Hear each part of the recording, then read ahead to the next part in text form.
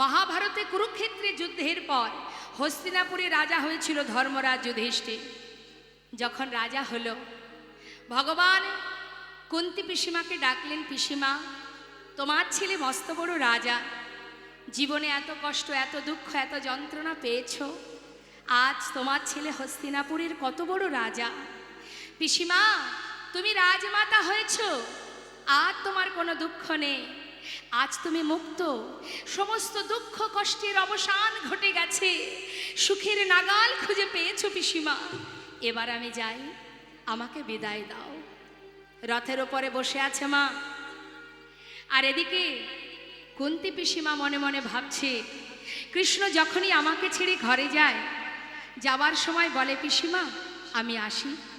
আসি কথার অর্থ কি মা?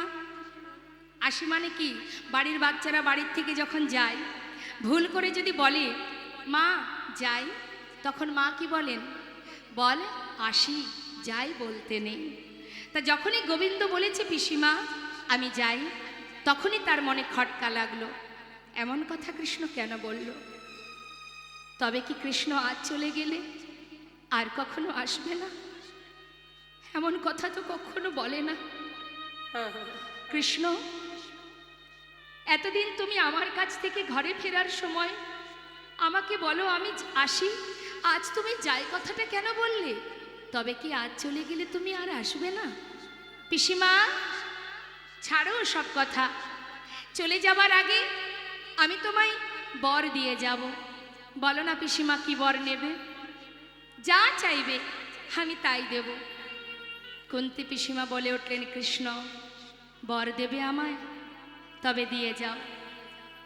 জীবনে এতদিন দুঃখ ছিল, কষ্ট ছিল, যন্ত্রণা ছিল, বেদনা ছিল, এত কষ্ট এত দুঃখ পেয়েছি, 5 পুত্রকে নিয়ে বনে বনে জীবন কাটিয়েছি, জীবনে এত যন্ত্রণা সহ্য করেছি, কিন্তু আনন্দ কি জানো?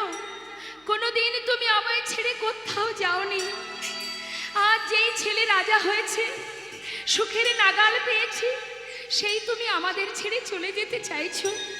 কৃষ্ণ, যদি দিতেই চাও বর, তবে এই বর দিয়ে যাও। জীবনে আর কটা দিন পৃথিবীতে যদি থাকি, যে কদিন এই পৃথিবীতে থাকবো, আর যে কদিন বাঁচব, জগতে যত কষ্ট দুঃখ যন্ত্রণা আছে, যত বেদনা আছে, সবটুকু তুমি আমায় দিয়ে যাও। এতটুকু সুখ যেন জীবনে না থাকে, কারণ সুখ পেলে তোমায় হারাতে হবে। যে সুখের মধ্যে কৃষ্ণ নেই, সে সুখের কোনো মূল্য নেই।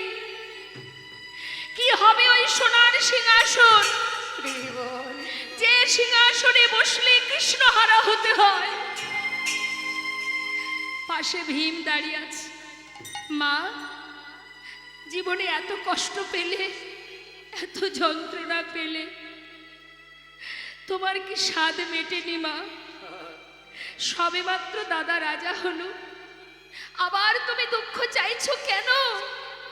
মা বললেন, ওরে ভীম, জীবনে দুঃখ ছিল বলেই কৃষ্ণ সহায় ছিল। বলতো বাবা, আজ যদি কৃষ্ণ চলেই যায়, এই সোনার সিংহাসনে রাজা হয়ে বসে, রাজ রানী হয়ে কি সুখ আমার? রাজমাতা হয়ে আমি থাকতে চাই না। নেমে আয় বাবা, যে সিংহাসনে বসলে ভগবান ছেড়ে চলে যায়, সে সিংহাসনে বসার কোনো দরকার নেই। নেমে আয়, ওই সিংহাসন ছেড়ে নেমে আয়। চল, যেমন করে বনে বনে দিন কাটিয়েছি, সারা জীবন কাটিয়েছি, আর যে কদিন বাঁচব বনেই কাটিয়ে দেব। তবে কৃষ্ণকে তো হারাতে হবে না। ভগবান কৃষ্ণচন্দ্র, ভক্তের ভগবান, ভগবানকে বেঁধে ফেললেন 2 ফোঁটা চোখের জলে। রথ থেকে নেমে এসে কুন্তী পিসিমাকে জড়িয়ে ধরে বলে উঠলেন, পিসিমা, এ তোমার কেমন ভালোবাসা পিসিমা? সারা জীবন কষ্ট পেয়েও বাকি দিন কটাও কষ্ট পেতে চাও? এ জগতে সবাই সুখ চায়, তুমি কেন দুঃখ চাইছো পিসিমা? কৃষ্ণ, সুখ পেলে যে কৃষ্ণ পাওয়া যায় না, সুখে থাকলে যে কৃষ্ণ হারা হয়ে যেতে হয়। তাই কৃষ্ণকে পেতে গেলে জীবনে যেটাই আসুক না কেন, সেটাই আমার জীবনের আনন্দ, সেটাই সুখ। আর আমি কিচ্ছু চাই না। কথা দিলাম পিসিমা, তোমার ভালোবাসায়, তোমার ভক্তিতে আমি তোমার কাছে চিরতরে বাধা পড়ে গেলাম। পিসিমা, যখনই আমায় তুমি ডাকবে আমি তোমার কাছে এসে সাড়া দেব। পিসিমা, ধরে ফেললেন মা। চোখের জল ভগবান সইতে পারেন না, সবে পারেন। কেউ যদি তার জন্য কাঁদে আর তিনি স্থির থাকতে পারেন না। পিসিমাকে সান্ত্বনা দিয়ে বিদায় নিয়ে চলে যাচ্ছে রথে করে। কিছুটা পথ গেছে, হঠাৎ পিছন থেকে আর এক মা চিৎকার করে উঠেছে, মাধব, মাধব।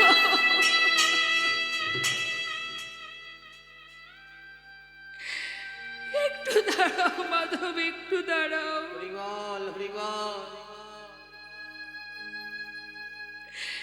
একবার আমার দিকে চেয়ে দেখো, আমি কে?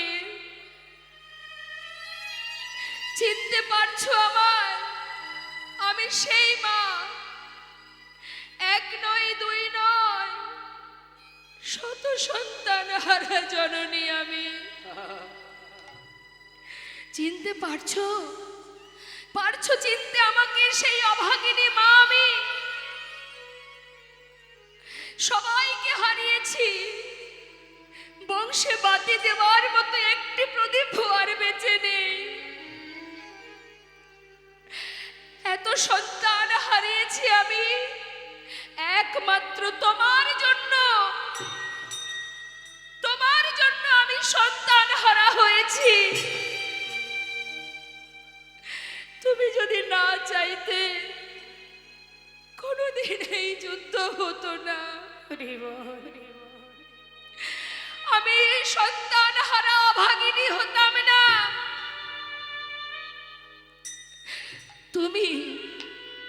তুমিই করেছো, তুমি অভাগিনী করেছো আমাকে কাঙালিনী করেছো তুমি, আমার সন্তানকে মেরেছো তুমি। আজ আমি তোমায় অভিশাপ দেব মাধব, আমি সুবল কন্যা, আজ তোমায় অভিশাপ দেব।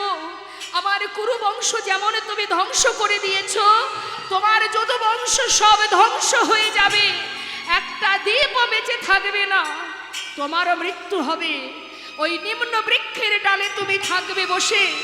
তোমার চরণখানি দর্শন করে একটি মাছরাঙা পাখি ভেবে তোমাকে ব্যাদের হাতে মরতে হবে, এই আমি তোমায় অভিশাপ দিলাম।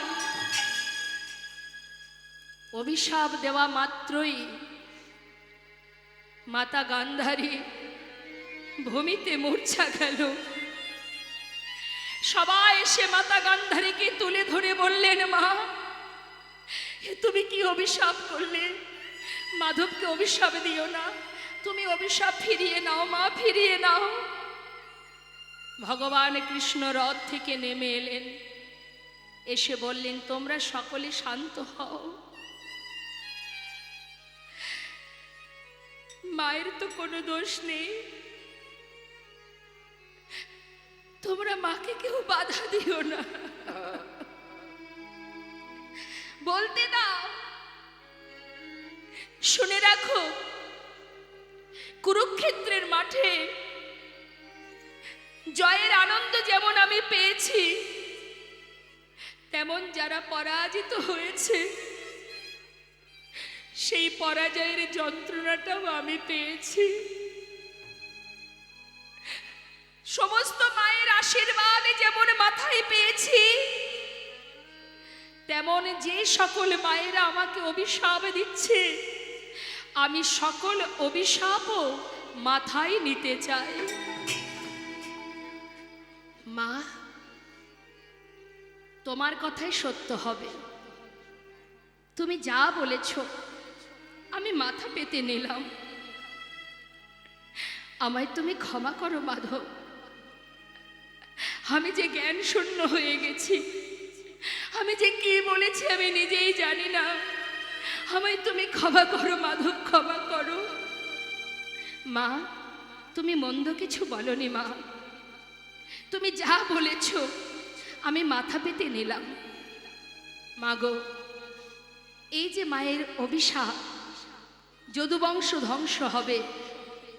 56 কোটি যদুবংশ, তারা যখন সবাই বড় হলো, যৌবন বয়স, তারা এতটাই উদ্ধত্ত হয়েছিল, এতটা দুষ্টু হয়েছিল, কখনো গুরুজনকে সম্মান করত না।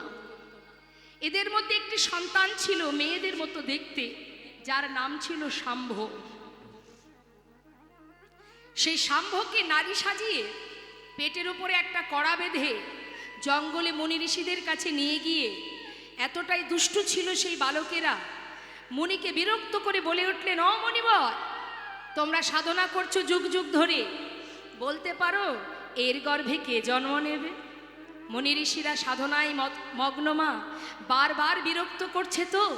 তাদের এমনই কঠিন সাধনা, এমনই তাদের তপস্যা, তারা কিন্তু ভূত ভবিষ্যৎ বর্তমান বলতে পারত, কিন্তু বারবার বিরক্ত করছে বলে উঠলেন, তবে শোন বালক, তোরা যদি ঘরে ফিরে যাস আমি কিছু বলবো না, আর যদি এইভাবে বিরক্ত করতে থাকিস তবে শুনে নে, এর গর্ভে যে সন্তান বা যেই জন্ম হবে তার হাত দিয়ে তোদের এই 56 কোটি যদুবংশ ধ্বংস হয়ে যাবে।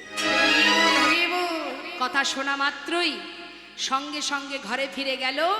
দেখতে দেখতে যে পেটে কড়াটা বেঁধেছিল সেটা ফাল হয়ে প্রসবিত হলো। সেই ফালটা নিয়ে গোবিন্দের কাছে গেলেন। ভগবান বললেন, বালক, এক কাজ করো, ওই প্রভাস নদীর তীরে যে পাথর আছে, পাথরে ফালটাকে ঘষে ঘষে শেষ করে দাও। সমস্ত বালকরা সেই পাথরটা নিয়ে সেই প্রভাস নদীর তীরে গিয়ে সেটাকে ঘষতে শুরু করলেন। ঘষতে ঘষতে যখন আর এতটুকু বাকি আছে, যত ঘষছে মা তত ফেনা বাহির হচ্ছে, আর ফেনাগুলো নদীর ধার বরাবর যাচ্ছে, আর ওই ফেনা থেকে নদীর ধারে ধারে নল খাগড়ার গাছ তৈরি হচ্ছে। আর অবশেষে যেটুকু বাকি ছিল, চিন্তা করছি এটুকু দিয়ে কি আর হবে, সেটাকে হাতে করে নিয়ে ওই প্রভাস নদীর জলের মাঝে ছুঁড়ে ফেলে দিল। আর সেই ফালটা খেলো কে? রাঘব বোয়াল বলে একটি মাছ। এদিকে যারা মাছ ধরে ধীবর, তারা মাছ ধরতে গিয়ে জালের মধ্যে সেই রাঘব বোয়ালকে পেয়ে যায়। তীরে তুলে সেটাকে কর্তন করা মাত্রই সেই ফালটা আবার পেটের থেকে বাইরে বেরিয়ে আসে। এখন ধীবরেরা আর ফাল দিয়ে কি করবে? সেই ফালটাকে হাতে করে নিয়ে একটা জঙ্গলে ছুঁড়ে ফেলে দেয়। আর সেই জঙ্গল থেকে কুড়িয়ে পায় জরা নামের এক ব্যাধ। নিতাই গৌর হরি বল। কিভাবে দেখুন লীলা হচ্ছে মা পরপর। এবার ওই যে বাবা জরা নামের ব্যাধ, এই ব্যাধটিকে, ইনি হচ্ছেন রাম অবতারে বালির পুত্র অঙ্গদ। বালিকে যখন হত্যা করেছিলেন রামচন্দ্র, মা সীতাকে উদ্ধার করার জন্য পিছন থেকে তীর মেরেছিলেন। ক্ষত্রিয় যারা হয় তারা যুদ্ধ ছাড়া কখনো অস্ত্র ধারণ করতে পারে না, অস্ত্র প্রচার করতে পারে না, কিন্তু ক্ষত্রিয় হয়েও তারা যুদ্ধ না করে বিনা যুদ্ধে পিছন থেকে তীর মেরে হত্যা করেছিল বলেই অঙ্গদ, অর্থাৎ বালির পুত্র যে অঙ্গদ, সে কিন্তু জানতো না যে তার পিতাকে কে মেরেছে। কিন্তু মা সীতাকে উদ্ধার করার জন্য ওই ছোট্ট অঙ্গদ প্রভুকে অনেকভাবে সহযোগিতা করেন। প্রভু খুশি হয়ে বলেছিল, অঙ্গদ, তুমি এমনভাবে আমাকে উপকৃত করেছো, আমি তোমার সেবায় সন্তুষ্ট। বলো তুমি কি বর চাও, যা চাইবে আমি তাই দেব। করজোড়ে বলেছিল দয়াময়, যদি তুমি আমায় বর দিতেই চাও তবে এই বর দাও, যে বিনা যুদ্ধে আমার পিতাকে পিছন থেকে তীর মেরে হত্যা করেছে, আমিও তাকে তীর মেরে হত্যা করতে চাই। নিতাই গৌর হরি বল। ভগবান বললেন, তথাস্তু, তাই হবে, তোমার মনোবাঞ্ছা পূর্ণ হবে। সেই অঙ্গদই কিন্তু মা ব্যাধ, দাপর যুগে জরা নামের ব্যাধ। এখন সে তার কাজ কি? পাখি ধরা। সে প্রতিদিন বনে পাখি ধরে। হঠাৎ ওই জঙ্গলের মধ্যে ওই ফালটা পেয়ে মনে বড় আনন্দ। আহা, এত সুন্দর ফাল তীরের আগায় বিঁধে রেখেছে।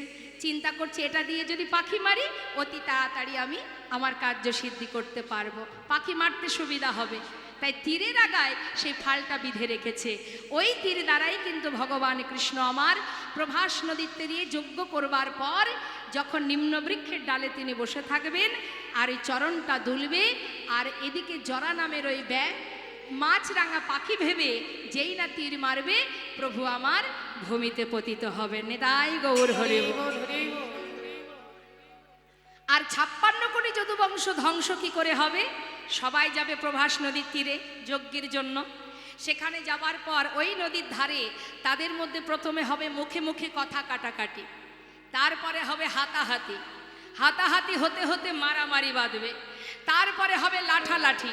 এখন লাঠি কোথায় পাবে? নদীর তীরে ওই যে নলখাগড়ার গাছগুলো আছে, যেটাকে ধরে মারবে সেই সেখানে মারা যাবে। নিতাই গৌর হরিবন। এইভাবে 56 কোটি যদুবংশ ধ্বংস হবে। সব কিছু সুব্যবস্থা হলো। করুণাময় গোবিন্দ আমার বৃন্দাবন ছেড়ে তিনি চলে গেলেন দ্বারকায়। নিতাই গৌর হরিবল।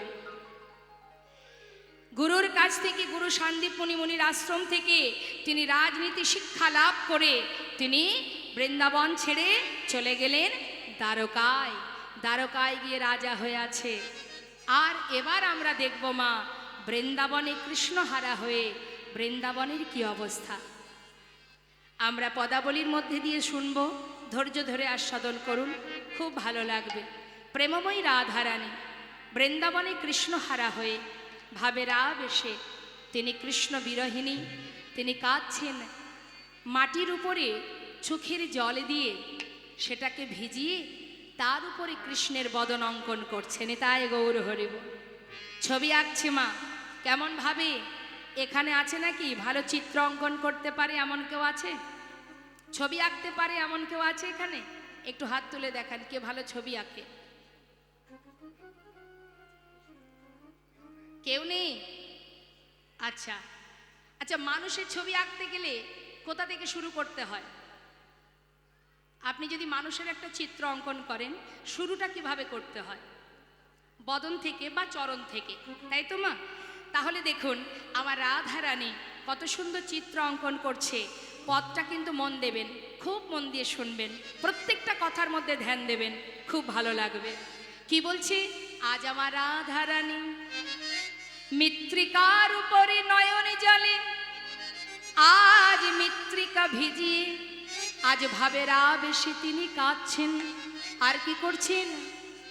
আজ রাধারানী আমার চিত্র অঙ্কন করছেন। মুখে কি বলছে? কৃষ্ণ কৃষ্ণ বলি কাঁদে বাহু তুলি, মরমে দারুণ ব্যথা। কৃষ্ণ কৃষ্ণ বলি ওই কাঁদে বাহু তুলি, মরমে দারুণ ব্যথা। মৃত্তিকায় পরে মূরতি আঁকিয়া কহায়ে তার শনে কথা। মৃত্তিকার উপরে মূরতি আঁকিয়া কহায়ে তার শনে কথা। বলে একবার বধূ কথা বলো, বলে একবার বধূ কথা বলো, ফিরে আসো কিবা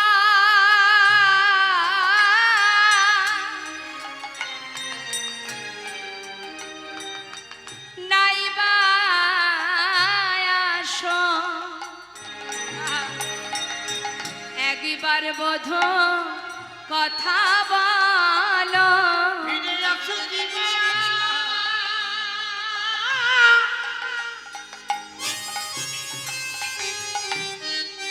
তুমি নাইবা আসো। একবার বধূ কথা বলো। মৃত্তিকায় পরে মোরতি আঁকিয়া কহরে তার শনে ওই না মৃত্তিকার উপরে আহা, মূর্তি আঁকিয়া কহে তার সনে কথা। ওমা আঁকছি কি জানো, শুনুন একে একে আঁকছে, তবে কোথা থেকে আঁকছে, না মস্তক থেকে না চরণ থেকে। রাধারানী আঁকছে কোথা থেকে, মহাজন বর্ণনা দিচ্ছেন, পদাবলিতে বলছেন, দেখো দেখো আঁকিয়া সে কটি, মানে কোমরটা পরাই ঘটি, কত না যতন করি। দেখো আঁকিয়া সে কোটি পরায় ঘটে কত না যতন করে। নাভি সরোবর আঁকিল তারে পর, কত না যতন করে। ওই দেখো না ভীষণ বর আখিল তার পার কত না যতন করি। ওমা বল হরিব, আজ কি করলেন, সুন্দর করে কোমরটা এঁকেছে, একটা পরনে সুন্দর করে ধটি বেঁধে দিয়ে নাভি সরোবর অঙ্কন করেছে। যেই না এঁকেছে পাশে কারা, সখীগণ, সখীরা বলে উঠছে, আয় রায়, ও রায়, রায় কি হয়েছে বল দেখি তোর। আরে বাবা এ কেমন আঁকাচ্ছিরি রে, এইভাবে কেউ চিত্র অঙ্কন করে? কি রে গুরু ধরে অঙ্কন শিখেছিলি সব ভুলে গেছিস নাকি রে, হ্যাঁ? আরে বাবা মানুষ যদি চিত্র অঙ্কন করে হয় মস্তক থেকে আঁকে, না হলে চরণ থেকে আঁকে, তুই মাঝখান থেকে ছবি আঁকছিস কি রে, ভুলে গেছিস বুঝি? শ্রীমতী রাধারানী বলিছেন ললিতারে, না না আমি চিত্র অঙ্কন ভুলি নাই। আহা, তবে এমন ভাবে আঁকছিস কেন? ওরে ললিতা রে, যদি আমি বদন আঁকি, ওই বদনের জুড়া ভুরু বাঁকা নয়, যদি একবার আমার চোখে পড়ে যায়, আর যে আমি অঙ্কন করিতে পারবো না রে, ওই নয়নে যে জন নয়নে দেয়, সে যে জগতের সব ভুলে যায়, সেই জন্য আমি আঁকি না। আচ্ছা যদি নয়ন আঁকলে তোর নয়ন জলে ভরে যায়, তাই তুই অঙ্কন করতে পারিস নি, তাহলে চরণ থেকে শুরু করতে পারতিস, চরণ থেকে আঁকলি না কেন? ওরে ললিতা রে, এই বৃন্দাবনে কৃষ্ণ আমায় ছেড়ে চলে গেছে,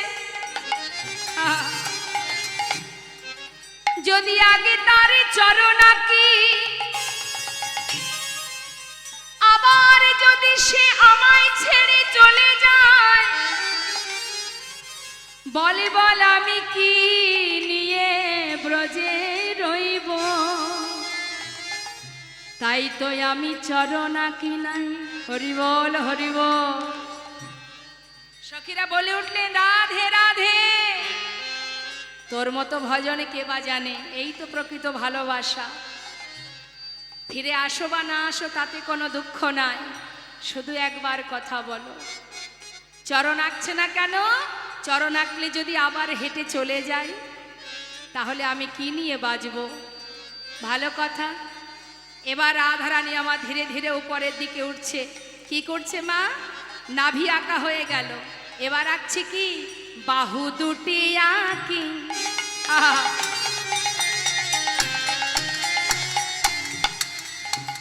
ছলো ছলো আঁখি, বাঁশিটি দিল সেই করে, ওই না বাহু দুটি আঁকি,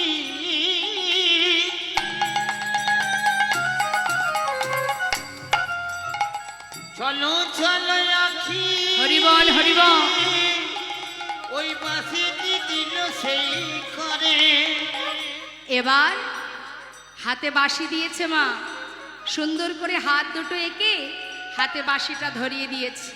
মানে বাঁশি অঙ্কন করবার পর রাধারানী ভাবের আবেশে বলিলেন বধূ হে তেমনি করে একবার বাজাও বাঁশি। তেমনি করে হরি বল হরি বল। একবার বাজাও বাঁশি, যে বাঁশি সুরে আমি আমি পাগলিনী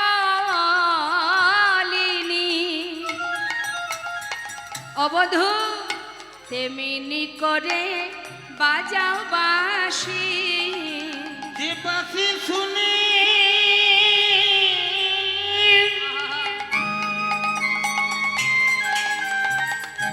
আমি পাগলিনী, তেমনি করে একবার বাজাও শুনি। হাত আঁকা হলো, বাঁশি আঁকা হলো, রইল বাকি বদনটা। মহাজন বলছে দেখো কণ্ঠ কুম্ভ কিবা আমার গলাটা আঁকছে অনুপম সভা অগয়া কিল পরে পরে কণ্ঠ কুম্ভ কিবা। অনুপম শোভা আহা। দিল তারপরে পরে। গলা পর্যন্ত আঁকা হয়ে গেছে, বাকি আছে শ্রীবদনটা। রাধারানী দেরি না করে এবার সুন্দর করে বদন অঙ্কন করে সেই বদনের ওপরে নিজের বদনটা রেখেছে। মাটির উপরে বদন এঁকেছে মা, তার উপরে নিজের বদন রেখেছে। বদনটা রেখে বধূর বদন পানে নয়ন দিয়ে আর নিজেকে ধরে রাখতে পারছে না। সেই বদনের দিকে চেয়েছে, তার সেই মুখে মুখ দিয়ে আজ রাধারানী কাঁদছে। মুখে মুখ দিয়া কাঁদিয়া কাঁদিয়া কহয়ে তার সনে কথা।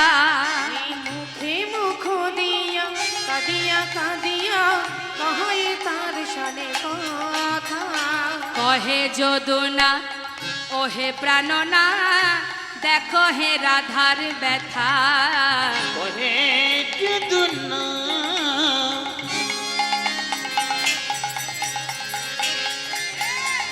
ওহে প্রাণনা রাধার ব্যথা।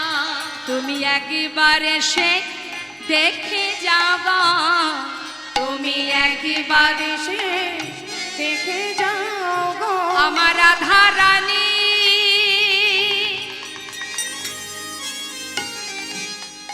ও সে কেমন আছে। তুমি একবার এসে দেখে যাও গো আমাদের রাধারানী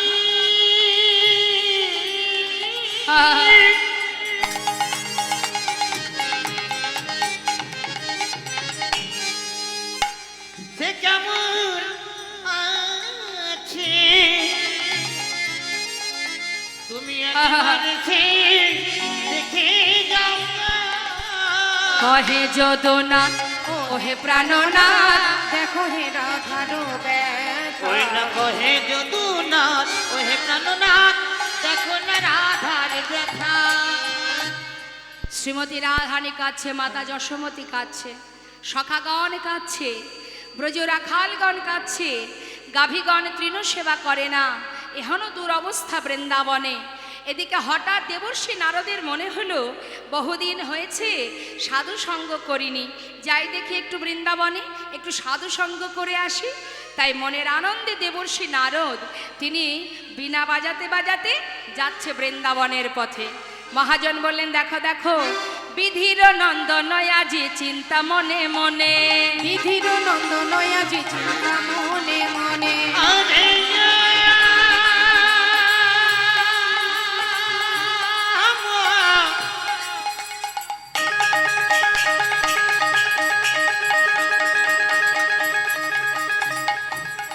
চলে যা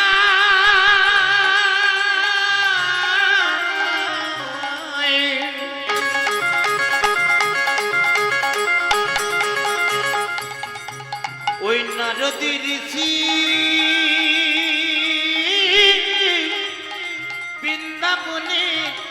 পথে পথে বিধির বিধির নন্দন আজি চিন্তা মনে মনে কোথা রহু কৃষ্ণ ভক্ত হেরিব নয়নে। কৃষ্ণ ভক্ত হেরিব নয়নে কৃষ্ণ ভক্ত হেরিব নয়নে। মনের আনন্দে যাচ্ছে মা, সাধু সঙ্গ করবে। এখন বৃন্দাবনের দিকে যাচ্ছে তো মনের আনন্দে। মহাজন বললেন দেখো দেখো, আজ দেবর্ষি নারদ যাচ্ছে সাধু সঙ্গ করবার জন্য। তা যাচ্ছে যখন কি হচ্ছে, এত চিন্ত দেবী ঋষি ঢেকিতে চড়িয়া, এত চিন্ত দেবী ঋষি ঢেকিতে চড়িয়া, এত চিন্ত দেবী ঋষি ঢেকিতে চড়িয়া, দেখিতে দেখিতে যাই উলসিত হইয়া, দেখিতে দেখিতে যাই উল্লসিত হইয়া, দেখিতে দেখিতে যাই উল্লসিত হইয়া। আনন্দ ধরে না, আনন্দ ধরে না, আনন্দ ধরে না, আনন্দ ধরে না। সাধু সঙ্গ পাবে বলে আনন্দ ধরে না, সাধু সঙ্গ করবে বলে আনন্দ ধরে না, ভক্ত সঙ্গ পাবে বলে আনন্দ ধরে না, ভক্ত সঙ্গ করবে বলে আনন্দ ধরে না। দেখিতে দেখিতে যাই উলসিত হইয়া, দেখিতে দেখিতে যাই উল্লসিত হইয়া, দেখিতে দেখিতে যাই উল্লসিত হইয়া। সাধু সঙ্গ করতে কার না ভালো লাগে। আপনারা যখন শুনেছিলেন এখানে যজ্ঞ হবে, কত ভক্তবৃন্দ আসবে, সাধু গুরু বৈষ্ণব আসবে, তাদের সঙ্গ পাওয়ার জন্য আপনারা যেমন ছুটে এসেছেন। নারদও যাচ্ছে বৃন্দাবনে সাধু সঙ্গ করবে। এখন চারিদিকে দেখতে দেখতে যাচ্ছে যে কোথায় আছে ভক্ত সঙ্গ, একটু সেখানে গিয়ে ভক্ত সঙ্গ করব, আলিঙ্গন করব। মনের আনন্দে যাচ্ছে, যত এগিয়ে যাচ্ছে বৃন্দাবনের দিকে তত কি হচ্ছে মা, একটা তাপ এসে তার গায়ে লাগছে। নিতাই গৌর হরি বল। এখন বৃন্দাবনের দিকে এগিয়ে যাচ্ছে কিন্তু একটা তাপ লাগছে গায়ে। কিসের তাপ? আমরা পথে চলতে চলতে যদি কোনো জায়গা থেকে একটা তাপ আসে, আমরা মনে মনে কি ভাবি? মনে করুন রাস্তা দিয়ে যাচ্ছি গাড়িতে, একটা তাপ লাগলো গায়ে, কি ভাববো? তবে কি কোথাও আগুন টাগুন লেগে গেল? একটু মনের ভিতরে চিন্তা হয়। দেবর্ষি নারদও সেই তাপটা অনুভব করে চারিদিকে দেখছে যে তাপটা কোথা থেকে আসছে। তপ্তদর্শী দেবী ঋষি চারি পানে চায়, তপ্তদর্শী দেবী ঋষি চারি পানে ওই চায়, না তত্ত্বঋষি দেবঋষি চারি পানে চায়। কোথা হতে তাপ আসি লাগে মোর গায়ে, কোথা হতে তাপ আসি লাগে মোর গায়ে, কোথা হতে তাপাসি লাগলো মোর গাও। ভাবতে ভাবতে যাচ্ছে তাপটা কোথা থেকে আসছে। তাড়াতাড়ি করে একটু একটু করে বৃন্দাবনের ভিতরে যখন প্রবেশ করেছে মা, দেখছে বৃন্দাবনবাসী সবাই কৃষ্ণ শোকে শোকাহত, সবাই কাঁদছে। এতটাই কাতর তারা, তাদের যে বিরহের যন্ত্রণা সেটাই যেন তাপ অনুভব হচ্ছে। বৃন্দাবনে কৃষ্ণ হারা হয়ে সবাই কাঁদছে, যে যেমনভাবে ভালোবাসে। তাই না দেখে দেবর্ষি নারদ মনে মনে বলছে, হে গোবিন্দ, আজ যদি বৃন্দাবনে না আসতাম জানতে পারতাম না। কি জানি কেন মনে হলো একটু বৃন্দাবনে যাই, একটু সাধু সঙ্গ করব। এসেছি বলেই বুঝতে পারলাম সবাইকে কাঁদিয়ে দ্বারকায় রাজা হয়ে তুমি বসে আছো। কত সুখে আছো তুমি, আর কত জনকে কাঁদাবে তুমি। সবাই কাঁদছে তোমার জন্য। এ তুমি কেমন, এত নিষ্ঠুর তোমার হৃদয়।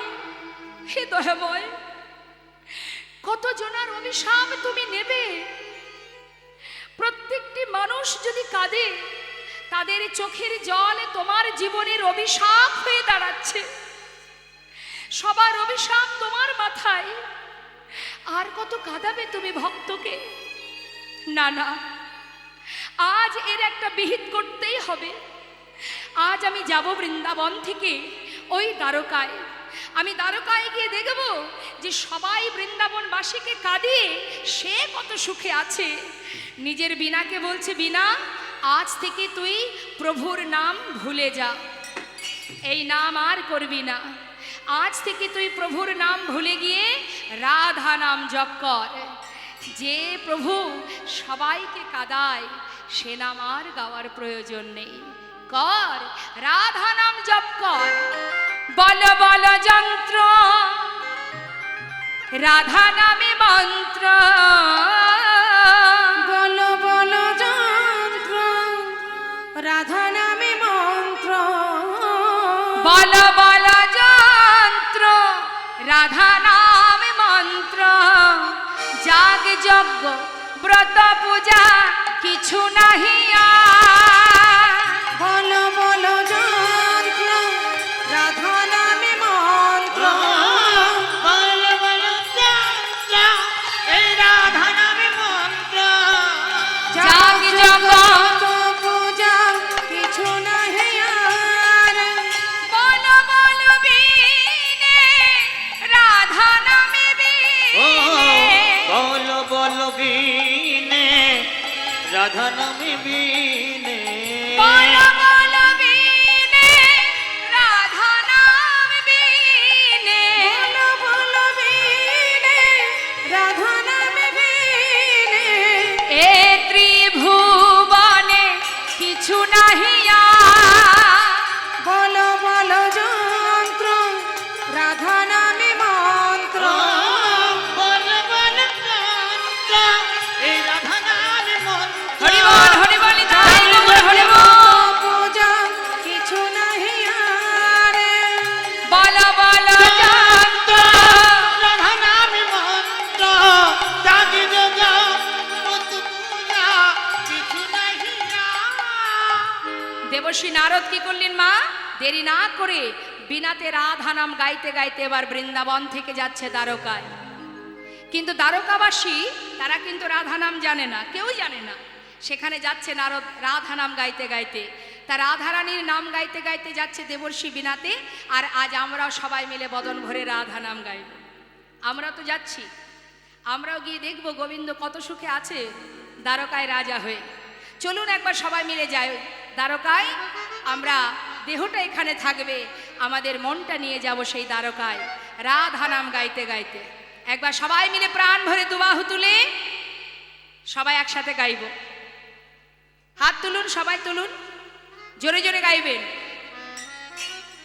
রাধে রাধে রাধে রাধে রাধে রাধে রাধে বল। বল বল রাধে রাধে রাধে রাধে রাধে রাধে বল।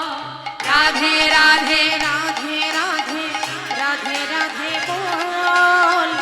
রাধে রাধে রাধে রাধে রাধে রাধে বল। বলো রাধে রাধে রাধে রাধে রাধে রাধে পা রাধে রাধে রাধে রাধে রাধে রাধে বো রাধে রাধে রাধে রাধে রাধে রাধে বল। রাধে রাধে রাধে রাধে রাধে রাধে বল। রাধে রাধে রাধে রাধে রাধে রাধে বল।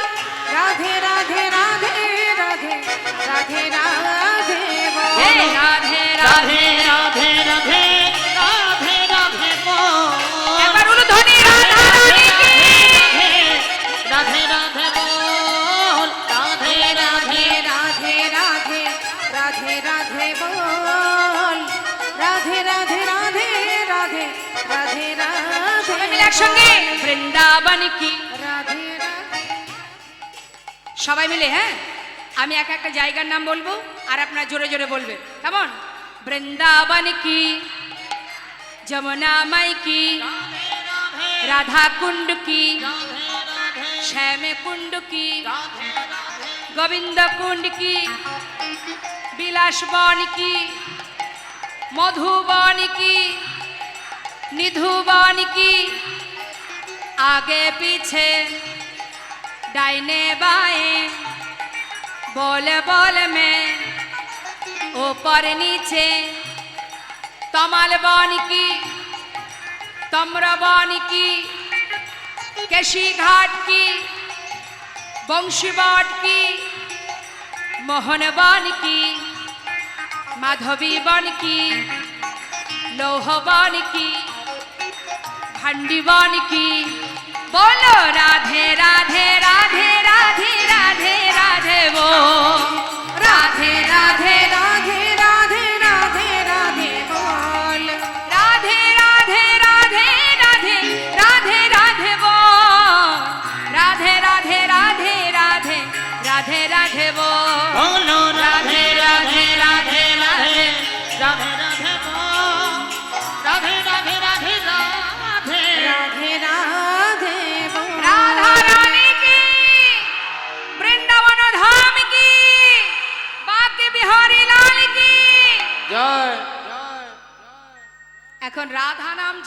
যে নাম কখনো দ্বারকায় হয়নি, আজ দেবর্ষি নারদ বিনাতে রাধা নাম গাইতে গাইতে যাচ্ছে। যে নাম শ্রবণ করলে ভগবান রাধা, এই যে দুটো শব্দ, দুটো অক্ষর, এই রা শব্দটা যদি কেউ কোনো ভক্ত উচ্চারণ করে, এই রা শব্দ উচ্চারণ করা মাত্রই গোবিন্দ স্থির হয়ে যায়। আর ধা শব্দটা উচ্চারণ করা মাত্রই সেই ভক্তের পাচু পাচু তিনি ধেয়ে যান। নিতাই গৌর হরি বল।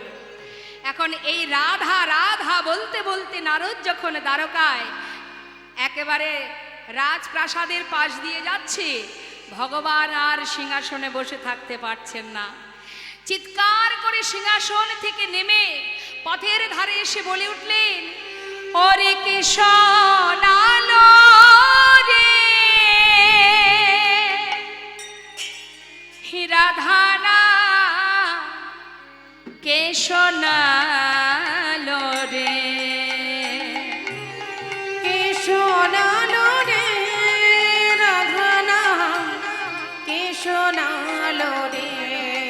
রাধানা, কেশনালো রে, রাধানা কৃষ্ণ আলো রে,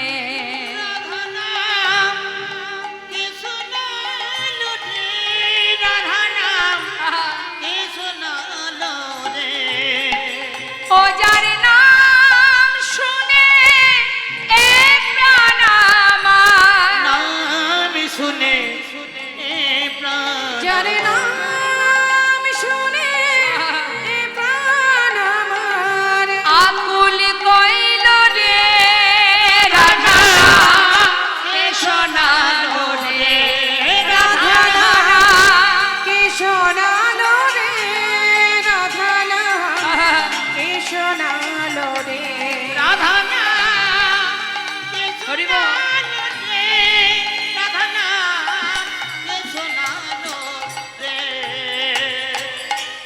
পথের ধারে দাঁড়িয়েছে গোবিন্দ। দেবর্ষি নারদ বীণা বাজাতে বাজাতে যেই না গোবিন্দের সামনে, তাকে প্রণাম করে গোবিন্দ বলে উঠলেন, মণিবর, আমি বুঝতে পেরেছি তুমি বৃন্দাবন থেকে এসেছো।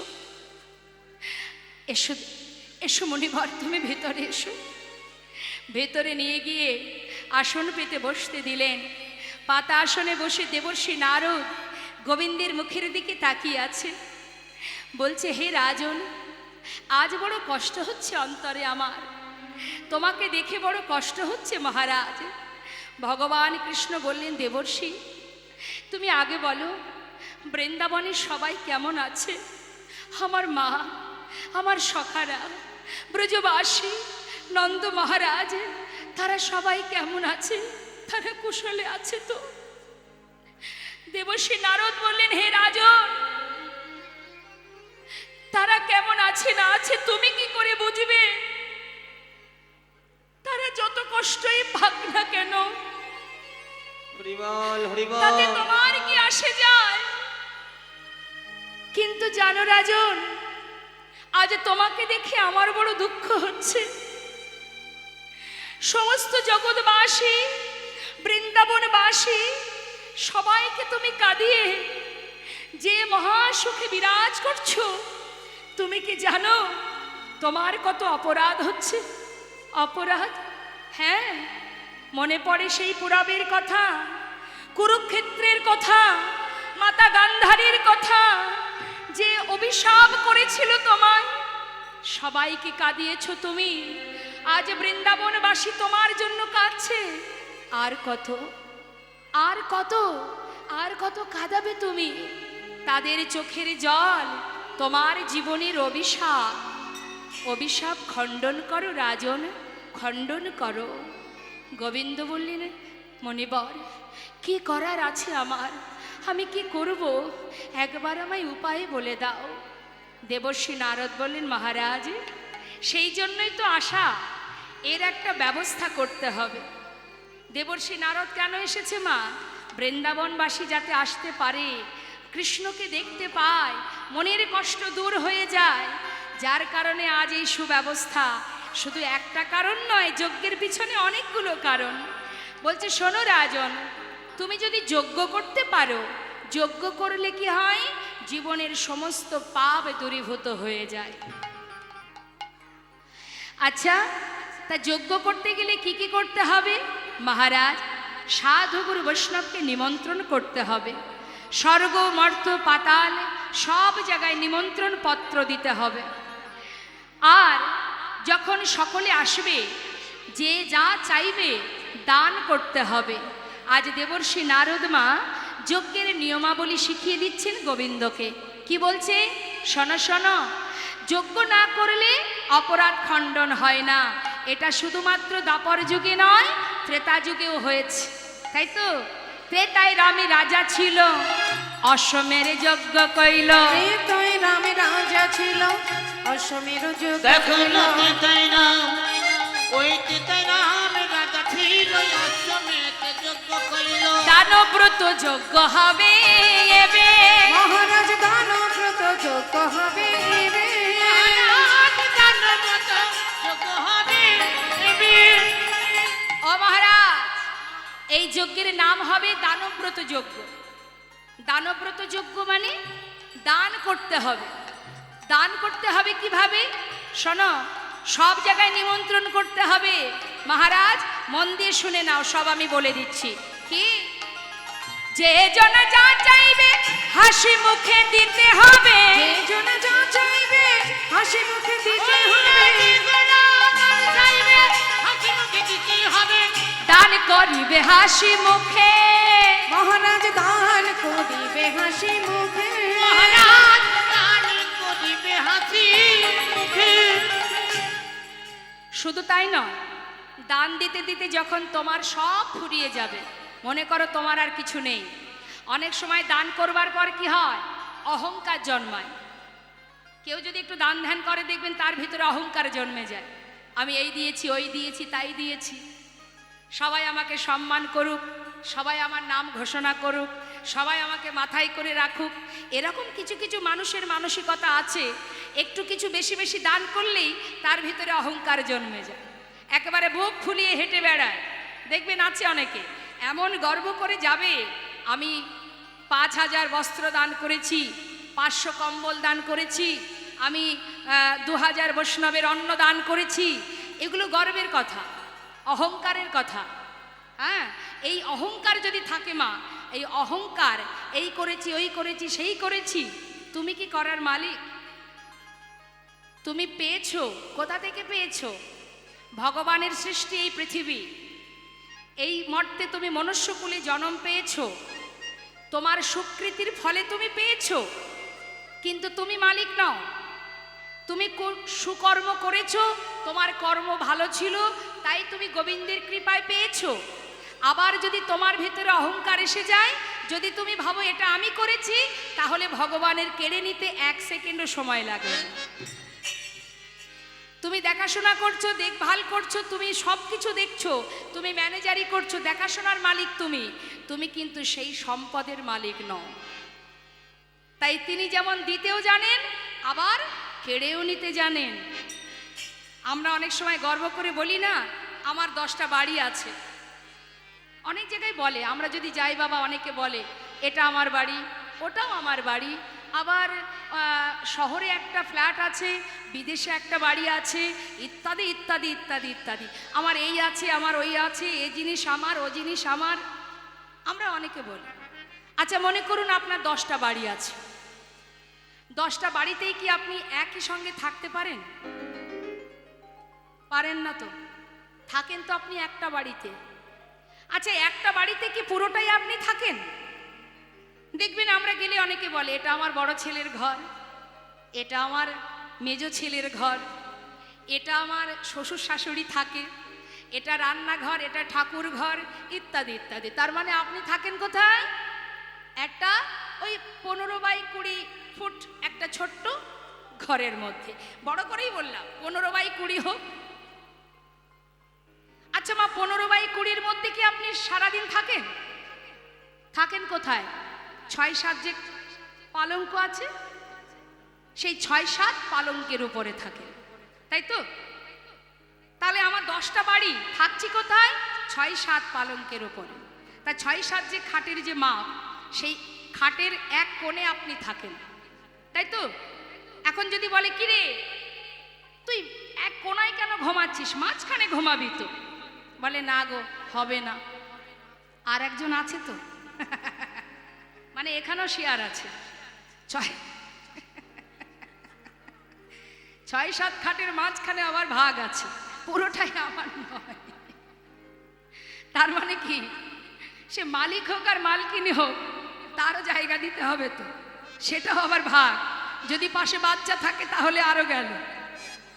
তার মানে থাকি এক কোণে, মাত্র 3.5 হাত জায়গা। তাহলে এত অহংকার কিসের? আমার 10টা বাড়ি, 20টা গাড়ি, আমার এই আছে ওই আছে, কিসের এত অহংকার? হ্যাঁ, এই দম্ভতেই আমাদের শেষ হয়ে গেল সব। এই দম্ভ করেই আমাদের জীবনের সব শেষ হয়ে গেল। কিছুই তো আমার নয়, হ্যাঁ, কোনোটাই আমার নয়। ঘুমিয়ে আছি 3.5 হাত জায়গার মধ্যে, কতক্ষণ শ্বাস প্রশ্বাস চলবে তাই জানি না। তাহলে কিসের এত দম্ভ? নিতাই গৌর হরিবল হরিবল। যা কিছু এখানে পেয়েছি সবই আবার রেখে চলে যেতে হবে। তাহলে এত বড়াই করার কি আছে যে এটা আমার ওটা আমার? কিছুই তো আমার নয়। আমার কর্ম ভালো ছিল, পেয়েছি, আবার কারোর কাছে হ্যান্ড ওভার করে আমায় চলে যেতে হবে। নিজে কিছু নিয়ে যেতে পারবো না, এই দেহটাও নিয়ে যেতে পারবো না, কিচ্ছু যাবে না সঙ্গে। তাই বলছে শোনো, দান করবার পর অহংকার আসে, এ করেছি ওই করেছি। হে রাজন, দান করবার পরে তোমার যখন কিছুই থাকবে না, তারপরেও তোমার কাজ আছে। কি কাজ করতে হবে তারপর? হ্যাঁ, অহংকার, তোমার এই যে দান করার অহংকার, এই চূর্ণ করবার জন্য তোমাকে কি করতে হবে জানো? সবিশেষে দানে দিয়া ভিক্ষার ঝুলি কাঁধে লইয়া, বিশেষে দান দিয়া ভিক্ষার ঝুলি কাঁধে মহারাজ লইয়া। সব শেষে, মহারাজ সব শেষে দান দিয়া ভিক্ষার ঝুলি কাঁধে লইয়া, ভিক্ষা মেগে খাবে মন সুখে। মহারাজ ভিক্ষা মেগে খাবে মন সুখে। ভিক্ষা মেগে খাবে মন সুখে। মহারাজ, তোমার দানের অহংকার দূরে যাবে, দানের অহংকার দূরে যাবে, দানের অহংকার দূরে যাবে। দানের অহংকার দূরে যাবে। শোনো শোনো হে রাজন, দানের অহংকার দূরে যাবে। শোনো শোনো হে রাজন, বলি দানি ব্রতের এই তো রীতি। শোনো শোনো নিতাই গৌর হরিবল। এই তো রীতি। শোনো শোনো হে তোমার রাজন, দানের অহংকার দূরে যাবে। ভিক্ষা মেগে খাবে মন সুখে। মহারাজ, ভিক্ষা মেগে খাবে মন সুখে। নারদের কথা শুনি কহে দেবে দিনমণি, নিমন্ত্রণের ভার কেবা লবে। তাহা শুনি মোহন কয়, চিন্তা কেন দয়াময়, দেবর শিরে ভার দাও এবে। বলছি এত চিন্তা করছো কেন? নিমন্ত্রণের দায়িত্বটা দেবর্ষি নারদকে দিয়ে দাও। কারণ নারদের বাহন কি মা? ঢেকি। গাড়িটা খুবই সরু, খুব ছোটোখাটো গাড়ি, ছোটোখাটো অলিগলি হলেও চলে যেতে পারবে, তাই না? আর সারা জীবন ধরে ওই ত্রিভুবন ঘুরে বেড়ায়, তো কোনো পথঘাট চিনতে দেবর্ষির বাদ নেই। একমাত্র দেবর্ষি পারবে নিমন্ত্রণ করতে। তা নাও দেখি, নিমন্ত্রণের দায়িত্বটা দেবর্ষিকে দিয়ে দাও। বিশ্বকর্মাকে স্মরণ করে ভগবান যজ্ঞাগার আয়োজন করছে, সমস্ত কিছু প্রস্তুতি নিয়ে এবার একটু একটু করে সব কিছু ব্যবস্থা করছে। আর নিমন্ত্রণের পত্র লিখে যেই না বলরামের হাতে দিয়েছে, দাদা দেখো তো দাদা ঠিকঠাক পত্র লেখা হলো কিনা। দাদা দেখছে ভাই সব জায়গার পত্র লিখেছে, কিন্তু বৃন্দাবনবাসীর পত্র লেখেনি। গৌর হরি, আহা, বলাই দাদা বলে উঠলেন, হ্যাঁ রে কানাই, তুই সব জায়গার নিমন্ত্রণ পত্র লিখলি, বৃন্দাবনবাসীর জন্য লিখলি না কেন? বুঝেছি, তারা তোকে বেশি ভালোবাসে, তো সেই কারণে তাদের এত আঘাত দিয়েও তোর স্বাদ মেটেনি। তুই তাদেরকে আরো কষ্ট দিতে চাস। যারা এত ভালোবাসে তাদেরকে বাদ রেখে তুই যজ্ঞ করবি কি করে কানাই? কানাই, তারা যদি না আসে, আমিও তো সেই বৃন্দাবনেই থাকি, তাহলে তোর এই যজ্ঞে আমিও থাকবো না। গোবিন্দ বললেন, দাদা আমি জানি তুমি এমন কথা বলবে, কিন্তু দাদা যাদেরকে নিমন্ত্রণ করা হয় তারা দূরের মানুষ, ঘরের মানুষকে নিমন্ত্রণ করতে হয় কি মা? কাছের মানুষকে নিমন্ত্রণ করতে হয়। নিমন্ত্রণ করে কাদেরকে? যারা দূরে থাকে, তাই না? তা দাদা, বৃন্দাবনবাসী আমার কাছের মানুষ, আমার ঘরের মানুষ। নিমন্ত্রণ করলে সবাই আসে, আর বিনা নিমন্ত্রণে কি আসে? যারা কাছের হয়, আপন হয়। নেতাই গৌর হরিবল হরিবল। আজ আমি দেখতে চাই দাদা, বিনা নিমন্ত্রণে কে আমার কাছে আসে, তবেই তো জানবো সে আমার ভালোবাসার জন। হরিবল। এদিকে বলরামের কথা শুনে গোবিন্দ কি করেছে? মা যশোমতী নন্দ মহারাজের জন্য, তাদের জন্য একটা পত্র লিখেছে। মায়ের চরণে প্রণাম জানিয়ে পত্র লিখেছে। এবার সেই পত্র নিয়ে দেবর্ষি নারদ স্বর্গ মর্ত পাতাল সব জায়গায় নিমন্ত্রণ করবার পর শেষে গিয়ে পৌঁছালো বৃন্দাবনে। নেতায় গৌর হরি। তাহলে নিমন্ত্রণ আগে কারা পেল? স্বর্গবাসী, মর্তবাসী, পাতালবাসী। কিন্তু অবশেষে নিমন্ত্রণ পেল বৃন্দাবনবাসী। এখন সব জায়গায় নিমন্ত্রণ পাওয়া মাত্রই তারা সবাই ছুটতে ছুটতে যাচ্ছে প্রভাসে, আর শেষে গিয়ে পৌঁছালো বৃন্দাবনে। বৃন্দাবনে গিয়ে যেই না মা যশোমতীর অঙ্গনে প্রবেশ করেছে, মা যশোমতীর অঙ্গনে যাওয়া মাত্রই মা আমার চমকে উঠলেন। কে কে আসছে আমার ঘরে? চরণের নুপুরের ধ্বনি শোনা যায়, তবে কি আমার গোপাল? ওরে, কে তুই? তুই কি আমার গোপাল এলি? বল না, এমন রুনুঝুনু নুপুরের শব্দ শোনা যায়। কে তুই? কে এসেছিস আমার ঘরে? একবার বল। দেবর্ষি নারদ বলছে, মা আমি দেবর্ষি, মা আমি তোমার গোপাল নই। ও, তুই এসেছিস? কেন এসেছিস বল। তুই কি আমার গোপালের খবর এনেছিস? আমার গোপাল কেমন আছে জানিস তুই? দেবর্ষি নারদ বলছে, মা আমি দ্বারকা থেকেই আসছি, তোমার গোপাল কেমন আছে সে সন্ধান এনেছি। মা বল না, বল না সে কেমন আছে, বল একবার কেমন আছে সে? ভালো আছে মা। শোনো, তোমার জন্য পত্র পাঠিয়েছে। ও মা, তোমাকে যেতে হবে। কোথায় যাব? প্রভাস নদীর তীরে তোমার গোপাল সে যজ্ঞ করছে, তুমি শিগগিরই তৈরি হয়ে নাও মা, তাড়াতাড়ি চলো। মা বলছে, সে কি রে, আমার গোপাল যজ্ঞ করছে? হ্যাঁ রে, কি লিখেছে পত্রে? মা তুমি একবার নিজেই পড়ে দেখো। আমি তো পড়তে পারবো না।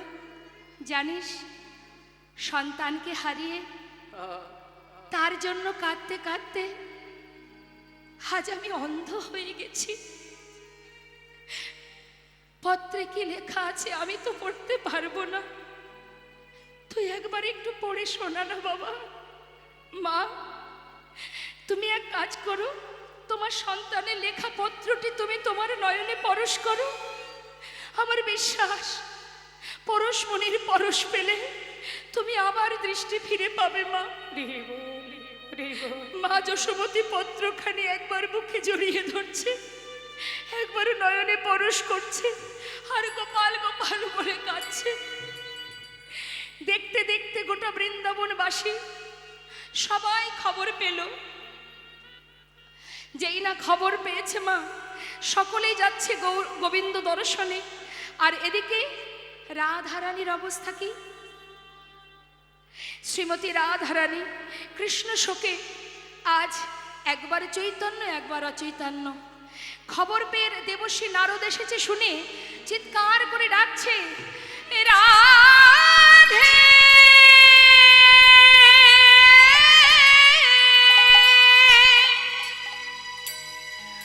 ও হে বৃষভানু রাজনন্দিনী, রাধে রাধে রাধে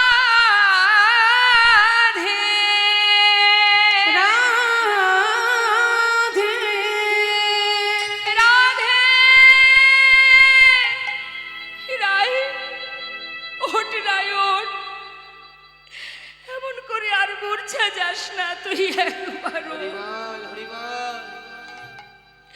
ওই দেখ দেবর্ষি এসেছে দ্বারকা থেকে, তোর বধূ কেমন আছে?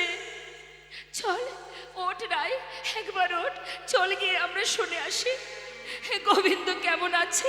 ওঠ রায় ওঠ।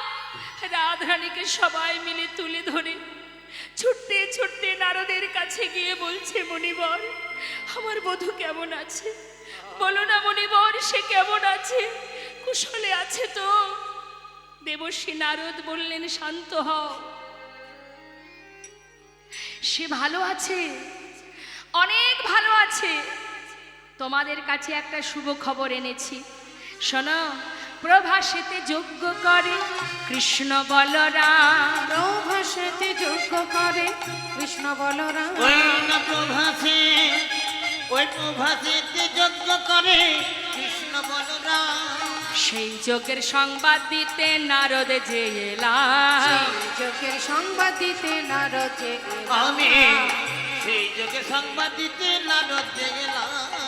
যাও যাও প্রভাসের তীরে যাও, যাও যাও প্রভাসের তীরে তোমরা যাও যাও প্রভাসের তীরে যাও। যাও যাও প্রভাসের তীরে যাও। আর বিলম্ব করো না গো, যাও যাও প্রভাসের তীরে যাও। আর বিলম্ব করো না গো, যাও যাও প্রভাসের তীরে যাও। সেই যজ্ঞের সংবাদ দিতে আমি নারদ যে এলাম।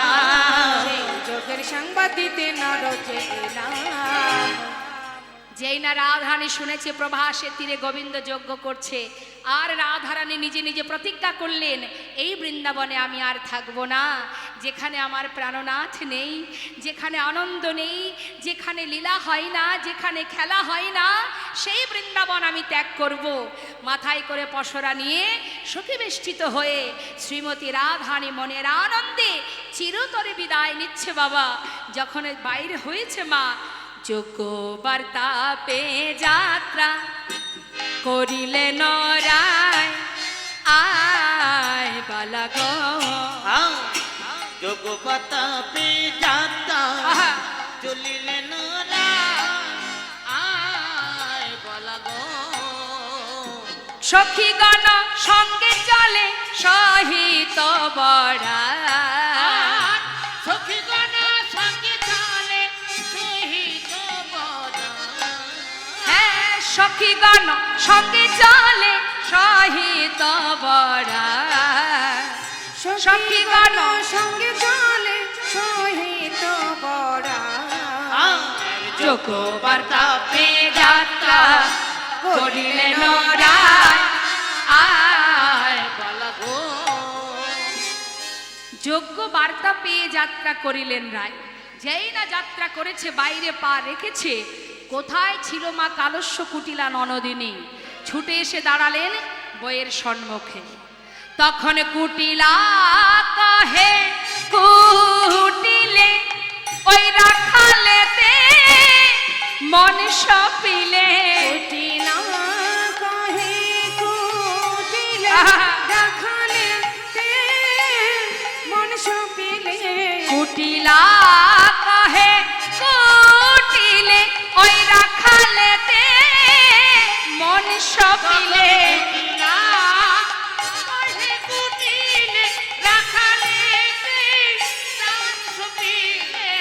চিরকাল তোর কলঙ্ক গেল ওহো না অলর।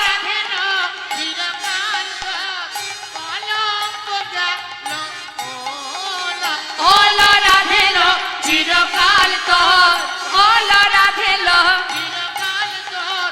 অগরা দিল চিরকাল তোর কলঙ্ক গেল না। ছি ছি ছি ছি ছি। কলঙ্কিনী অসতী দ্বিচারিণী, স্বামী ছেড়ে, সংসার ছেড়ে, শ্বশুর শাশুড়ি ননদিনীকে ছেড়ে যাচ্ছিস পরপুরুষের কাছে?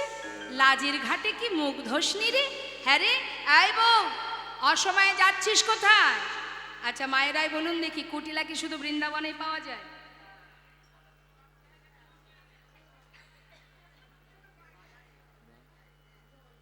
সব জায়গায় কুটিলা আছে। কুটিলা যে শুধু বৃন্দাবনেই আছে তা কিন্তু নয়।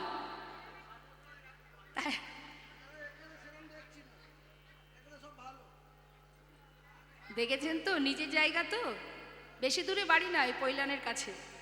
হ্যাঁ, এলাকার মানুষ তো ওই জন্য সুখ্যাতি করছে। ভালো না? না না, যারা কুটিল প্রকৃতির হয় তাদের মুখ দেখলে চেনা যায়। দেখবেন অন্যের ভালো যে সহ্য করতে পারে না, সেই তো কুটিলা। কূটমতি যার, কূটমতি, হ্যাঁ, কূটনৈতিক মনোভাব যার, সেই তো কুটিলা। তা তাদের মুখ দেখলে চেনা যায়। এখানে সেরকম কোনো বদন আমি দেখতে পাচ্ছি না। এখানে খুব সুন্দর বদন। যাই হোক, এখন কুটিলা বলছে, ছি ছি ছি ছি ছি, পর পুরুষের কাছে যাচ্ছি স্বামী ছেড়ে, কলঙ্কিনী অসতী। হ্যাঁ, বলি শোন, বলি যাচ্ছিস কোথায় রে? রাধারানী কিন্তু কোনো কথা বলছেন। এখন মনে করুন কেউ যদি আপনার সঙ্গে ঝগড়া করতে আসে, আপনি একাই বকবক করে যাবেন, অপর ব্যক্তি যদি কোনো কথা না বলে, দেখবেন তাতে রাগ আরো বেড়ে যাবে। এই বুদ্ধিটা প্রয়োগ করবেন। মানে কেউ যদি আপনার সঙ্গে কোনো বিষয়ে ঝগড়া করতে আসে, আপনি কথাই বলবেন না, সে একা বলতে বলতে বলতে বলতে দেখবেন কি আরো জ্বলবে, আরো জ্বলবে। বলতে বলতে এক সময় সে নিজেই মুখটা বন্ধ করে থাকবে। যদি কথা বলেছেন তাহলে বিপদ, সে বাড়তেই থাকবে। বলা যাবে না, চুপচাপ থাকতে হবে। এখন কুটিলা দেখছে এত করে কথা বলছি, বউ তো কোনো উত্তর করছে না। কিরে, কথা বলছিস না কেন? হ্যাঁ, চুপচাপ দাঁড়িয়ে থাক, আজ তোর একদিন আর আমার একদিন। কথা বলবি না?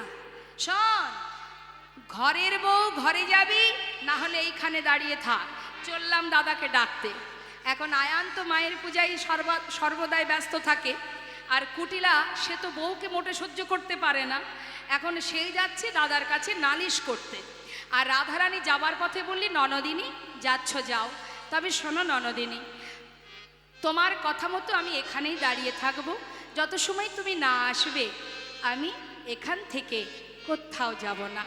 বেশ, এবার চললেন কুটিলা আয়ানের কাছে। দাদা, ও দাদা।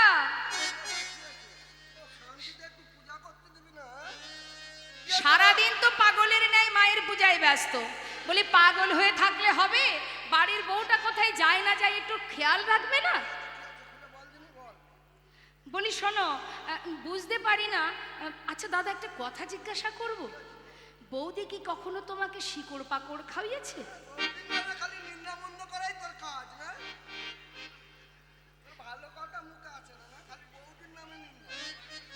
বুঝেছি, নিশ্চয়ই কোনো ওই পাতালতার রস খাইয়েছে। বইয়ের কথায় ওঠে আর বসে, ওঠে আর বসে। আর আমি কথা বললে তো মোটে সহ্যই হয় না। দেখো,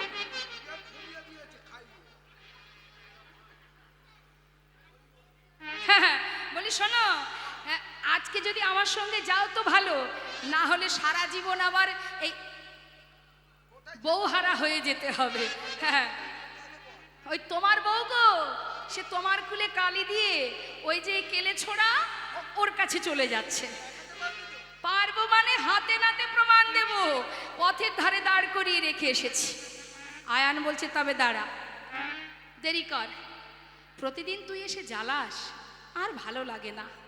আজকে ওর একদিন আর আমার একদিন, হয় ওকে বলি দিয়ে ঘরে ঢুকবো, আর যদি দেখি কথাটা মিথ্যে, তাহলে তোকে আর বাঁচিয়ে রাখবো না, তোকে মেরে তারপরে ঘরে আসবো। আয়ান কি করেছে, রেগে গিয়ে এবার মায়ের হাত থেকে ওষিটা নিয়েছে। ক্রোধেতে আয়ান হয়ে কম্পমান, ক্রোধেতে আয়ান হয়ে কম্পমান, ওষি তুলে নিল হাতে। ওই ক্রোধেতে আয়ান হয়ে কম্পমান, ওষি তুলে নিল হাতে। কাঁপিতে কাঁপিতে দাঁড়ালো আসিয়া কুটিলার সম্মুখেতে, কাঁপিতে কাঁপিতে দাঁড়ালো আসিয়া কুটিলার সম্মুখেতে। এই দেখ ওষি নিয়ে এসেছি, এই দেখ ওষি নিয়ে এসেছি, এই দেখ ওষি নিয়ে এসেছি, কুলের কাটা দূর করিতে এই দেখ ওষি নিয়ে এসেছি, কুলের কাটা দূর করিতে এই দেখ ওষি নিয়ে এসেছি। নিতাই গৌর হরিবল হরিবল। দাঁড়ালো আসিয়া কুটিলার সম্মুখেতে। এই দেখ মায়ের হাতে রশিটা নিয়ে এসেছি, আজকে কুলের কাটা দূর করে তবে ঘরে ঢোক। সহ্য হয় না, তবে কুলের কাটা যে কে হবে সঠিক জানি না। কুটিলাকে বলছে, তুইও হতে পারিস আবার আমার বউও হতে পারে, দেখা যাক কে কুলের কাটা। এবার কি করলেন, তাড়াতাড়ি করে কুটিলার হাত ধরে এসে পৌঁছালেন। এসে দেখছে হ্যাঁ যা বলেছে কুটিলা তাই, রাধারানী দাঁড়িয়ে আছে। কাছে এসে বললেন, এই বউ, এত তাড়াতাড়ি যাচ্ছিস কোথায়? সেজে গুজে মাথায় করে পসরা নিয়ে যাওয়া হচ্ছে কোথায়? ছি ছি ছি ছি ছি ছি ছি, নিজপতি তেজি পরপতি ভজি, নিজপতি তেজি পরপতি ভজি, নিজপতি তেজি পরপতি ভজি, নিজপতি তেজি পরপতি ভজি, মজিলি রাখাল সহনে। নিজপতি তেজি পরপতি ভজি, মজিলি রাখালো সহনে। তোর হলো পুণ্যকাল ঘুচাবো জঞ্জালেই ছিল তোর কপালে, হলো পূর্ণকাল ঘুচাবো জঞ্জালেই ছিল তোর কপালে, হলো কোনকাল ঘটাবো জঞ্জালেই ছিল কপালে। রাধে তোর প্রাণ নাশিব, রাধে তোর প্রাণ নাচিব, রাধে তোর প্রাণ নাশিব, রাধে তোর প্রাণ নাচিব, ফুলের কাটা দূর করিব, রাধে তোর প্রাণ নাশিব। আমার ফুলের কাটা দূর করিব, রাধে তোর প্রাণ নাচিব। হলো পূর্ণকাল ঘুচাবো জঞ্জালেই ছিল তোর কপালে, হলো কোনকাল ঘটাবো জঞ্জালেই ছিল কপালে, হলো পূর্ণকাল ঘুচাবো জঞ্জালেই ছিল তোর কপালে, হলো কোনকাল ঘটাবো জঞ্জালেই ছিল কপালে।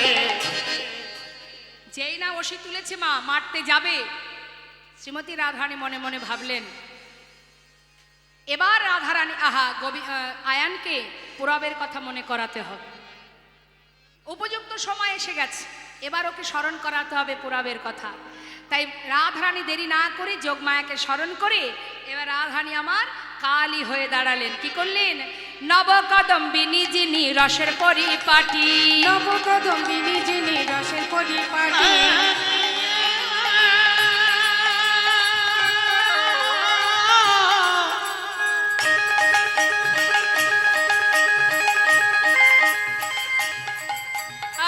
ওই রাধারানী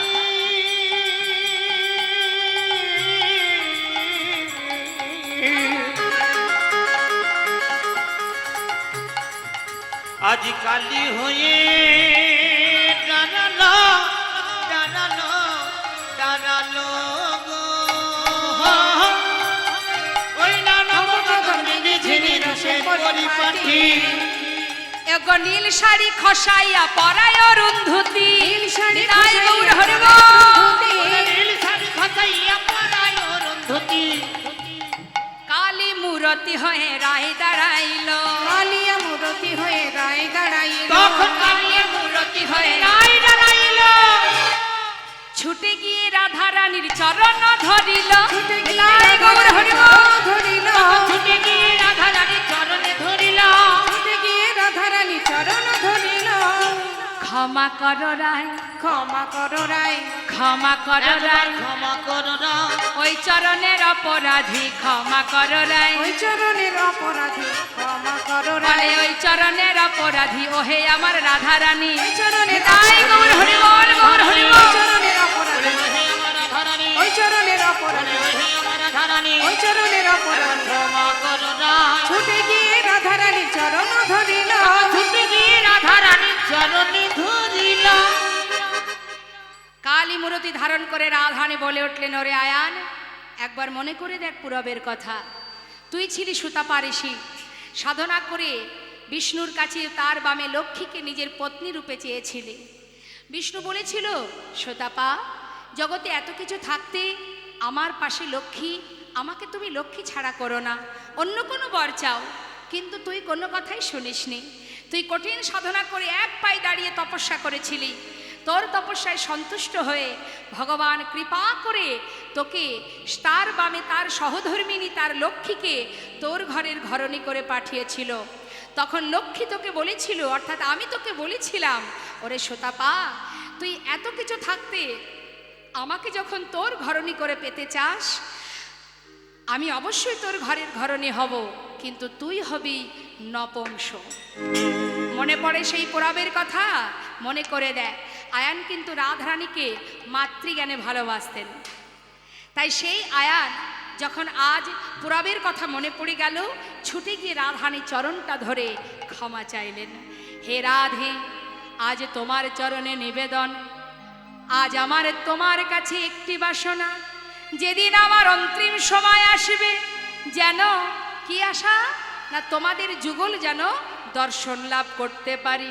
আহা, এই বাসনা তোমার কাছে যে অন্তিম কালে যেন তোমাদের যুগল দর্শন আমি পাই।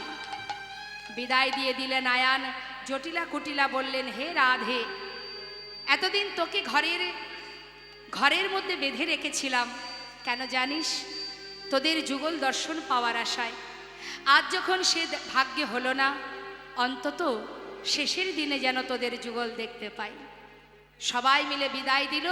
এবার রাধারানী সবাইকে আশীর্বাদ করে এবার সবাইকে সাথে করে নিয়ে যাচ্ছে দ্বারকাভিমুখে। দ্বারকায় কিন্তু যজ্ঞ হয়নি মা, হয়েছিল প্রভাস নদীর তীরে। সেই প্রভাস নদীর তীরে গিয়ে সেই যজ্ঞাগারের 4টে দ্বার, প্রথম দ্বারে মা যশোমতী, দ্বিতীয় দ্বারে নন্দোপানন্দ ব্রজবাসীগণ, তৃতীয় দ্বারে সখাগণ, আর চতুর্থ দ্বারে রাধারানী অষ্টসখীগণ। এখন অষ্টসখী বেষ্টিত রাধারানী দ্বারে এসে বলছে, আয় দ্বারি, পথ ছেড়ে দে, ভিতরে যাব। এদিকে স্বর্গমর্ত পাতালের সমস্ত ভক্তরা তারা তো আগে এসে গেছে, তারা ভিতরে প্রবেশ করেছে, যজ্ঞ শুরু হয়ে গেছে, 4টে দ্বারই বন্ধ হয়ে গেছে, লেখা আছে প্রবেশ নিষেধ। এমন সময় বৃন্দাবনবাসী এসে উপস্থিত। বৃন্দাবনবাসী রাধারানী তিনি সখীদেরকে বলছে, দ্বার ছেড়ে দিতে বল। সখীরা বলছে, আয় দ্বারি, দ্বার ছেড়ে দে, ভিতরে যাব। দ্বারি বলছে, এইভাবে যাওয়া যাবে না, গঙ্গা থেকে ভালো করে স্নান করে শুদ্ধ বসন পরে এসো। সখীরা বলে উঠলেন, হায় হায় হায় হায়, বলি ও দ্বারি, যেতে বলিস গঙ্গা স্নানে, শুনে হাসি পায়। ওরে যার চরণে গঙ্গার উদ্ভব, সে ধরে রাধার পায়। ওগো যার চরণে গঙ্গার উদ্ভব, সে ধরে রাধার পায়। আরে শোন শোন, ছিছি বলতে লজ্জা হয়, ছিছি বলতে লজ্জা হয়, ছিছি বলতে লজ্জা হয়, বলতে লজ্জা হয়। ওরে যার চরণে গঙ্গার উদ্ভব, সে ধরে রাধার পায়। ওই যার চরণে গঙ্গার উদ্ভব, সে ধরে রাধার পায়। ওরে যার চরণে গঙ্গার উদ্ভব, সে ধরে রাধার পায়। ওই যার চরণে গঙ্গার উদ্ভব, সে ধরে রাধার পায়। ছিছি বলতে লজ্জা হয়, ছিছি আমাদের বলতে লজ্জা হয়, আমাদের বলতে লজ্জা হয়। ছি ছি ছি। কি বলছে? ছি ছি ছি ছি। আরে যার চরণে গঙ্গার সৃষ্টি, মানে তোদের যে রাজা, সে আমাদের রাধারানীর চরণ ধরে কুল পায় না, আর তুই কিনা বলছিস আমাদেরকে গঙ্গায় স্নান করতে যেতে। যা যা যা, বেশি দেরি করিস না, তোদের রাজাকে গিয়ে বল সে যেন গুরুকে বরণ করে ভিতরে নিয়ে যায়। এখন দাঁড়িয়ে এই কথা শুনে রাধারানীর দিকে তাকাচ্ছে আর মনে মনে ভাবছে, এই রমণী আমাদের মহারাজের গুরুদেব, তাকিয়ে আছে। আর সখীরা বলছে, যা হা করে দেখছিস কি, শোন, বলগা যা তোর রাজারে, রাজগুরু এসেছে দ্বারে। বলগা যা তো রাজারে, রাজগুরু এসেছে দ্বারে। পায়ে ধরে নিয়ে যেতে বল, ওহে দাঁড়ি, পায়ে ধরে নিয়ে যেতে বল, ওহে দ্বারে। কেমন যজ্ঞ করে রে, হ্যাঁ, কেমন যজ্ঞ করে রে, কেমন যজ্ঞ করে রে, না কেমন যজ্ঞ করে রে। গুরু বিনে তোদের রাজা কেমন যজ্ঞ করে রে। না গুরু বিনে তোদের রাজা কেমন যজ্ঞ করে রে। পায়ে ধরে নিয়ে যেতে বল, ওহে দ্বারে। পায়ে ধরে